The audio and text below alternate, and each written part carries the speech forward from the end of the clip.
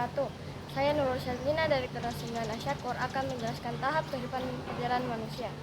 Kehidupan manusia merupakan perjalanan panjang, melelahkan, penuh lika-liku, dan melalui tahap demi tahap, berawal dari alam arwah, alam rahim, alam dunia, alam barzah sampai pada alam akhirat, yang berujung pada tempat persinggahan terakhir bagi manusia, surga atau neraka. Yang pertama, alam arwah. Manusia merupakan makhluk terakhir yang diciptakan Allah Subhanahu wa Ta'ala.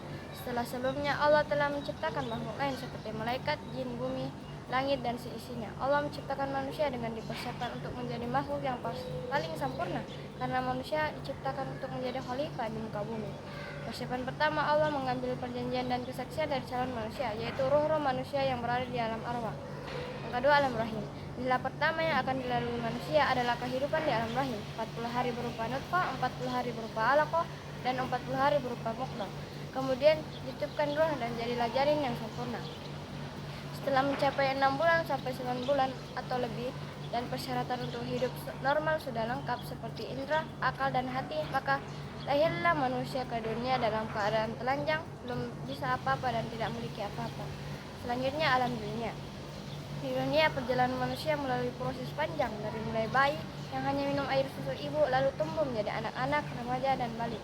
Selanjutnya menjadi dewasa, tua, dan akhirnya dengan meninggal. Di dunia inilah manusia bersama dengan jin mendapatkan taklif atau tugas dari Allah, yaitu ibadah.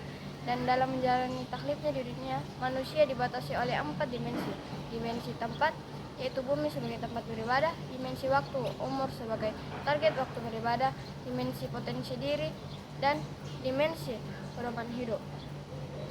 Nah, selanjutnya alam barzah. Fase berikutnya, manusia akan memasuki alam kubur atau alam barzah. Di sana mereka tinggal sendiri, yang akan menemaninya adalah amal mereka sendiri.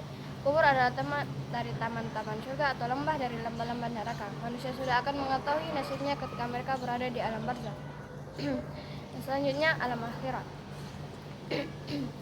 Kehidupan di alam akhirat dilalui dengan peristiwa kiamat, di mana malaikat akan bertiup sangkakala membangunkan para arwah yang sedang tidur dalam alam kubur. Diikuti 1 kali teriakan, semua terbangun dan bergegas ke padang mahsyar untuk dihisab keimanan, perbuatan baik dan buruk yang dilakukan selama berada di alam dunia. Selanjutnya, Yaumul Ba'ats, hari kebangkitan dari kubur. Yaumul Ba'ats adalah hari dibangkitkan manusia dari alam kubur untuk diarahkan menuju kepada padang mahsyar. Kebangkitan manusia ini akan terjadi setelah ditiupkan sangkakala yang kedua oleh malaikat Israil. Seluruh manusia mulai bangkit mulai zaman Nabi Adam. Yang selanjutnya, Yaumul Al-Arsh, Mahsyar, hari berkumpul di padang mahsyar. Pada Yaumul Mahsyar ini pula manusia menerima catatan amal selama yang hidup di dunia, baik amal baik maupun buruk. Seluruhnya tercatat secara rinci. Orang yang beriman dan beramal selalu mereka merasa gembira melihat catatan amalnya. Sebaliknya, orang yang berjahat dan kerusakan ketika hidup di dunia akan menerima catatan amalnya dengan perasaan sedih serta penuh dengan penyesalan. Selanjutnya, Yaumul Al-Mizan, hari penghitungan amal. Yaumul Al-Mizan adalah hari perhitungan seluruh amal baik dan buruk manusia untuk menerima keadilan dan alasannya masing-masing. Yaumul Al-Mizan ini disebut juga dengan Yaumul Al-Hisab, yaitu hari diperhitungkannya seluruh amal perbuatan manusia, baik amal yang baik maupun amal yang buruk. Pada hari itu, manusia akan menerima balasannya masing-masing berdasarkan dari keadilan Allah Subhanahu wa Ta'ala. Dan selanjutnya, Yaumul Al-Jaza, hari pembalasan.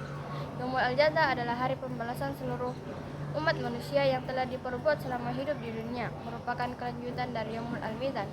Balasan dari Allah sangat tergantung pada dan apa yang telah dikerjakan oleh manusia selama di dunia.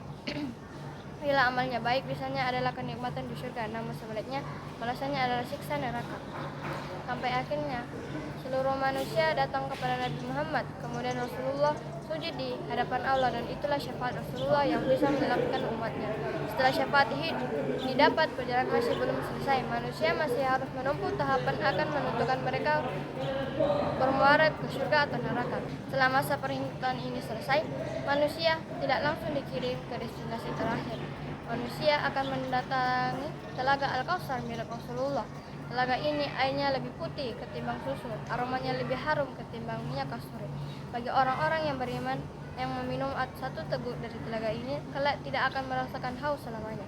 Setelah itu, barulah manusia menyeberangi jembatan Sirat dan sampai ke destinasi terakhir, yaitu surga atau neraka. Mungkin cukup sekian yang dapat saya sampaikan. Semoga bermanfaat. Assalamualaikum warahmatullahi wabarakatuh.